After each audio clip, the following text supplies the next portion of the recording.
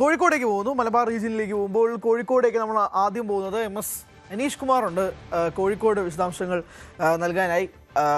അനീഷ്, അവിടെ നമ്മൾ നേരത്തെ സൂചിപ്പിച്ചതുപോലെ നമ്മൾ നേരത്തെ ഒരു 4 ജില്ലകൾ നോക്കിയിരുന്നു. അവിടെ വലിയ മഴയൊന്നും ഇല്ല. അത് ആശ്വാസകരമായ കാര്യം തന്നെയാണ് ഉറപ്പായിട്ടും.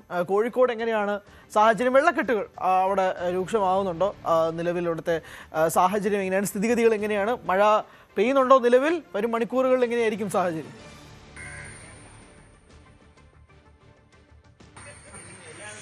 ഹരി, ഏതാനും ദിവസങ്ങൾക്ക് ശേഷം സൂര്യൻ ഉള്ള ഒരു പ്രഭാതം ഈ കോഴിക്കോട്ടുകാർ കാണുന്നുണ്ട്. രാവിലെ മുതൽ മഴ കാര്യമായി പെയ്യുന്നില്ല. പക്ഷേ ഇപ്പോഴും പ്രശ്നം ഈ വെള്ളക്കെട്ട് തന്നെയാണ്. ചേട്ടാ, എവിടെ വീട്? എവിടെ? ഇവിടെ ഞങ്ങൾ വയലിലേക്കാണ്. വയൽ പക്ഷെ വലിയ വെള്ളമാണെന്ന് തോന്നുന്നല്ലേ? വയലിൽ വെള്ളം. ഇവിടുന്ന് ഇപ്പൊ വീടിന്റെ അടുത്ത് എത്തുമ്പോഴത്തേക്ക് ഒരു അരക്കുമേലെ വെള്ളമുണ്ട്. അരക്കുമേല ഇത് ഞങ്ങൾ വീടൊന്ന് പോയി നോക്കാനാ. എന്തായാലും ക്ലീൻ ചെയ്യാൻ വെള്ളം ഇറങ്ങിയിട്ടില്ല. അതായിരിക്കും എന്താണ് അല്ലേ ഇങ്ങനെ നോക്കുക. ഞങ്ങളിത് ബന്ധപ്പെട്ട അധികാരികൾക്കൊക്കെ ഈ ഒപ്പുശേഖരണവും ഇതിന്റെ മുന്നേ MP ഇവർക്കൊക്കെ കൊടുത്തതാണ്. പക്ഷെ ഇതിനെ പറ്റിയിട്ട് ഈ ബണ്ട് കെട്ടുക എന്നല്ലാണ് ഇതിന്റെ ശാശ്വത പരിഹാരം. അപ്പം കക്കോടിക്കൊക്കെ വെള്ളം കയറാത്ത കണ്ടില്ല, അതിന്റെ ബണ്ടിന്റെ ഒരു ഭാഗമായിട്ട്. അത് ചെറിയ മഴ പെയ്താലും അല്ലെങ്കിൽ കാര്യമായിട്ട് ഒന്നുമില്ല. ഇതിപ്പോ ഇങ്ങനെ ബണ്ട് ഉരുൾപൊട്ടലെല്ലാം കൂടെ വരുമ്പോ വയലിന് റോഡിന് റെഡി ആയിട്ടാണ് ഇങ്ങനെ വെള്ളം നിൽക്കല്. ഒരു ഏകദേശം നിന്ന് പോകും. ഇതിപ്പോ വെള്ളം ഒയ്യുന്നില്ല, എന്തുകൊണ്ടാണ് അറിയില്ല. ഇതിപ്പോ കുറയുന്നുമില്ലല്ലേ? ഇല്ല, ഒരേ ലെവലിലേക്ക് ഇന്നലെ വന്നമാരിൽ ഞങ്ങളൊന്ന് വീടുകളൊന്ന് പോയി എത്തുമെന്ന് അറിയില്ല. അടമരം ഒന്നും ഇങ്ങനെ പോയിക്കൊണ്ടിരിക്കുകയാണ്. എവിടെ ഇന്നലെ രാത്രി എവിടെ താമസിക്കും? ഞങ്ങളവിടെ വീട്ടില് ബന്ധു വീട്ടിലാണ് പോയത്. ഇന്നലത്തെ അതേ ലെവലാണ് ഇപ്പോഴും ഈ ജംഗ്ഷനിൽ പോലും അതേപോലെ നിൽക്കുക. അതേമാതിരി ഇങ്ങനെ നിൽക്കും. ഒരു ഇഞ്ച് കുറഞ്ഞിട്ടുള്ളൂ, ഒരു 2 ഇഞ്ച് മാക്സിമം. അപ്പം വീട്ടില് ഒരുപാട് താഴാൻ സാധ്യതയില്ല. വീട്ടില് താന്നിട്ടുണ്ടാവില്ല. ഞങ്ങളൊന്ന് ജസ്റ്റ് അവിടെ വരെ ബൈക്ക് ഒന്ന് പോയി നോക്കാന്നുള്ളൂ. എവിടെ വെള്ളത്തിൽ കിടക്കുമ്പോ ഒരു സമാധാനം ഇല്ല. അതാണ്. എന്താ നന്നായി കയറിയായിരുന്നോ നിങ്ങൾ പോരുമ്പോ? ഇല്ല, ഞങ്ങൾ പോരുമ്പോ എനിക്കിങ്ങനെ മടമ്പലുണ്ട്.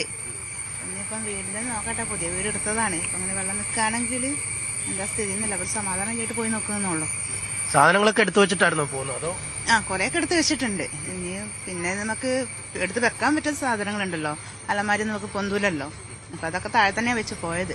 കട്ടിലൊക്കെ ബാക്കി നമുക്ക് എടുത്ത് പൊക്കാൻ പറ്റുന്ന സാധനം മുകളിലോട്ട് എടുത്ത് വെച്ചിട്ടുണ്ട്. എന്താന്ന് അറിയില്ല, ബാക്കിയൊക്കെ സ്ഥിതി പോയി നോക്കട്ടെ. ഒരു സമാധാനം ഇല്ലായിരിക്കും. വേറെ ഇല്ല, അതുകൊണ്ട് മോനെ വീട്ടിലാക്കിയിട്ട് പോകുന്നതാ. അപ്പൊ എന്താന്ന് പോയി നോക്കിയിട്ട് വേഗം വരാന്ന് പറഞ്ഞു പോകുന്നതാ.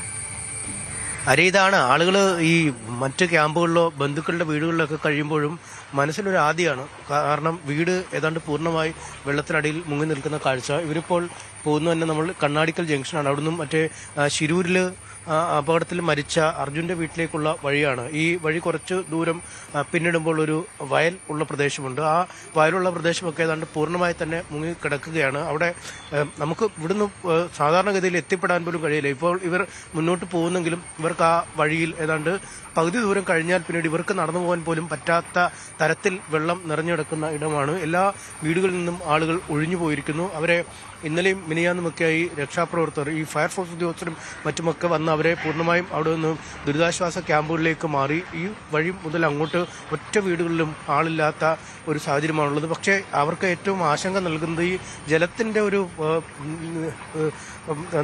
നിര, അത് താഴുന്നില്ല, ജലനിരപ്പ് താഴുന്നില്ല എന്നതാണ്. കാരണം ഇന്നലെയും ഈ ഭാഗങ്ങളിൽ ഇതേ തരത്തിലുള്ള വെള്ളമാണ്. ഇത് കണ്ണാടിക്കൽ ജംഗ്ഷനാണ്, ഏതാണ്ട് താരതമ്യേന ഉയർന്ന ഒരു സ്ഥലമാണ്. പക്ഷേ ഇവിടെ ഇപ്പോഴും ആ വെള്ളത്തിന്റെ ഒരു നില താഴുന്നില്ല. മറുവശത്ത് ആ വയലുകൾ സ്ഥിതി ചെയ്യുന്ന അല്ലെങ്കിൽ താഴ്ന്ന പ്രദേശങ്ങൾ നിലകൊള്ളുന്ന ആ ഇടത്തെ അതേ ജലനിരപ്പാണ് ഇപ്പോൾ ഇവിടെയും ഉള്ളത്. അതുകൊണ്ടാണ് ഒരു ആശങ്ക നൽകുന്നത്. സാധാരണ മുൻകാലങ്ങളിലൊക്കെ ഈ ചെറുതായി വെള്ളപ്പൊക്കം വരുമ്പോൾ അല്ലെങ്കിൽ കനത്ത മഴ പെയ്യുമ്പോഴൊക്കെ ഈ വെള്ളം വന്നാലും അത് അധികം നേരം കഴിയാതെ താഴ്ന്നു പോകുന്ന ഒരു സാഹചര്യമാണ്. പക്ഷേ ഇത്തവണ ജലനിരപ്പിൽ യാതൊരു മാറ്റവും വരുന്നില്ല എന്നതാണ്. ഇതിനു മുമ്പ് ഒരുപക്ഷെ 2018 ഈ സമാനമായ അവസ്ഥയിൽ കാര്യങ്ങൾ പോയത്. ഇത്ര അധികം സമയം ഇവിടെ വെള്ളം കെട്ടിനിന്ന ഒരു സമയവും 2019 സമയത്താണ്. അന്ന് ഈ മരണങ്ങളടക്കം റിപ്പോർട്ട് ചെയ്യപ്പെട്ട ഒരു സ്ഥലമാണ്.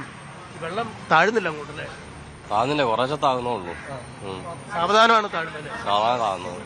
ഇന്നലെ ഫുള്ള് ഇവിടെ അപ്പുറത്തൊക്കെ ഉണ്ടായിരുന്നു റോട്ടുമേല്. 2018 തോന്നുന്നു ഇതിനു മുമ്പ് ഇതുപോലെ കെട്ടി നിന്നു അല്ലെ? അല്ലെങ്കിൽ പെട്ടെന്ന് വരിക? 2018 ഇതിനെക്കാട്ടും കൂടുതൽ ഉണ്ടായിരുന്നു, റോട്ടുമേലൊക്കെ ഉണ്ടായിരുന്നു. അപ്പൊ അത്ര പേരില്ല. ഇനി മഴ ചെയ്താൽ കൂടുതൽ രസം കൂടെ കയറും. ഇവിടെ വീട് ഇവിടെ ചേട്ടന്? ഇവിടെ നേതാജിരുന്നു. അവിടെ വെള്ളമില്ല, കുറവാ. ഇപ്പൊ കാണാൻ വന്നായിരിക്കില്ല. ചേട്ടാ, എവിടെ വീട്? ഇവിടെ കടവ്. അവിടെ വെള്ളമുണ്ടോ? അവിടെ വെള്ളം കുറവാണ്. ഈ ഭാഗത്ത് വെള്ളം കൂടുതലുള്ളത്. ഇറങ്ങുന്നില്ല അല്ലേ? ഇറങ്ങുന്നില്ല. 2 ദിവസം കഴിഞ്ഞാൽ ഇറങ്ങും. ഇങ്ങനെയാണ് രാവിലെ. ആളുകളൊക്കെ മാറിയെന്ന് തോന്നുന്നല്ലേ? അതെ. ഇതാണ് ആളുകൾ നിൽക്കുകയാണ്. അതായത് ഈ കണ്ണാടിക്കൽ ജംഗ്ഷന്റെ ഒരു വശത്ത് വെള്ളമാണ്, അതിന്റെ മറുവശത്തും നമുക്ക് കാണാം, റോഡ് കാണാം, അതിന്റെ മറുവശത്തും വെള്ളമാണ്. ഇവിടുന്ന് അങ്ങോട്ട് ഈ കണ്ണാടിച്ചാൽ പാറപ്പടി റോഡാണ് നമ്മൾ കണ്ടത്, അതിന്റെ മറുവശത്തേക്കും വെള്ളമാണ്. ആ വഴിയും പൂർണ്ണമായും വെള്ളത്തിൽ മുങ്ങിക്കിടക്കുന്ന ഒരു സാഹചര്യമാണുള്ളത്. എന്തായാലും ജില്ലയിൽ 30-ലധികം ക്യാമ്പുകളാണ് നിലവിൽ ക്രമീകരിച്ചിരിക്കുന്നത്. 1000-ലധികം പേർ ദുരിതാശ്വാസ ക്യാമ്പുകളിൽ കഴിയുന്ന ഒരു സാഹചര്യമുണ്ട്. എവിടെ ചേട്ടാ വീട്? വീട് ഇവിടെ അടുത്ത് തന്നെ. വെള്ളമാണ്. വെള്ളമാണ്. നിങ്ങൾ ക്യാമ്പിലാണോ അതോ? അല്ല, വീട്ടില് അങ്ങനെ വഴിയിൽ മാത്രമേ ഉള്ളൂ. നിങ്ങളുടെ വഴിയിലോ കയറിയിട്ടുണ്ട്? കുറച്ചാണ് തന്നെ. പക്ഷെ മറ്റേ അങ്ങോട്ടുള്ള വയലിന്റെ അടുത്തൊക്കെ ഉള്ള ആളുകൾക്ക് മാറി. എല്ലാവരും പോയി. 2 ദിവസം മുന്നേ പോയിരിക്കുന്നത്. വീടിട്ടിച്ച് പോകാൻ പറ്റില്ലല്ലോ. ഒന്നും ചെയ്യാൻ പറ്റൂല.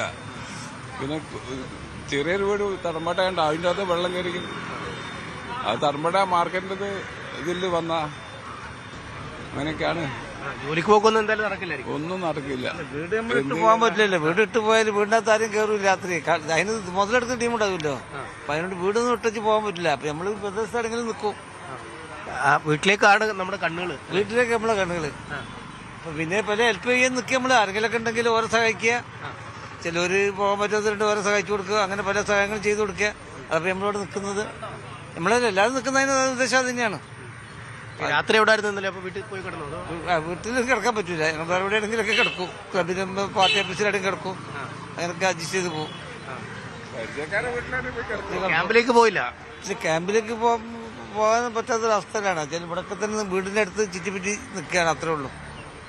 വീട്ടിലേക്ക് നമ്മൾ വീട് വിട്ടിച്ച് പോകാൻ പറ്റില്ലല്ലോ. നമ്മൾ വീട്ടിൽ പല സാധനങ്ങൾ വെച്ചിട്ട് വീട്ടിൽ പോയി കിടന്നുറങ്ങിയാൽ ഉറക്കം കിട്ടൂല. അപ്പൊ അവിടെ ചുറ്റിപ്പറ്റി നിൽക്കും. ഈ 2018 ഏതാണ്ട് ഇതുപോലൊക്കെ ഇത്ര അന്ന് ഇതിലധികം ഉണ്ടായിരുന്നു. പക്ഷെ ഏതാണ്ട് അതിന്റെ താഴെ വന്ന ഒരു പ്രളയം ഇപ്പൊ ഇതാണ്. അതാണ് ഇതിപ്പോ 24 മണിക്കൂർ നിൽക്കാണ്ട് പെയ്യാണല്ലോ മഴ. അതാണ് ഇപ്പൊ ഇങ്ങനെ വരാൻ കാരണം. അല്ലേ വരില്ല. 2 ദിവസം 3 ദിവസം അടുപ്പിച്ച് പെയ്തില്ല മഴ. അതാണ് വരാൻ കാരണം. അല്ലേ വരില്ല.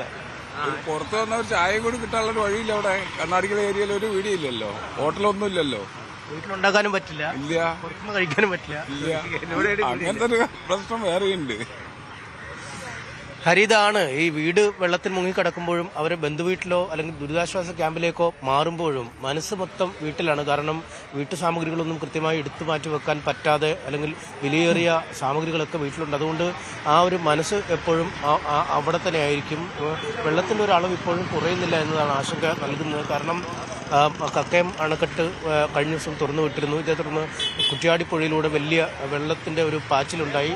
ആ വെള്ളത്തിൻ്റെ പാച്ചിൽ പൂനൂർ പുഴയിലും മറ്റ് ഒക്കെ എത്തി ഈ ചെറുകൈവഴികളിലൂടെയൊക്കെയാണ് ഈ പ്രദേശങ്ങളിലേക്ക് എത്തുന്നത്. അതുകൊണ്ട് അണക്കെട്ട് തുറന്നിരിക്കുന്ന സമയത്തോളം ഈ താഴ്ന്ന പ്രദേശങ്ങളിങ്ങനെ വെള്ളത്തിനടിയിൽ തന്നെയാവും. മഴയ്ക്ക് ശമനമുണ്ട്. അതായത് ഇന്നലെ ഏതാണ്ട് അർദ്ധരാത്രി മുതൽ കാര്യമായി മഴ പെയ്തിട്ടില്ല. വീടെവിടെ? കണ്ണാടിക്കല്.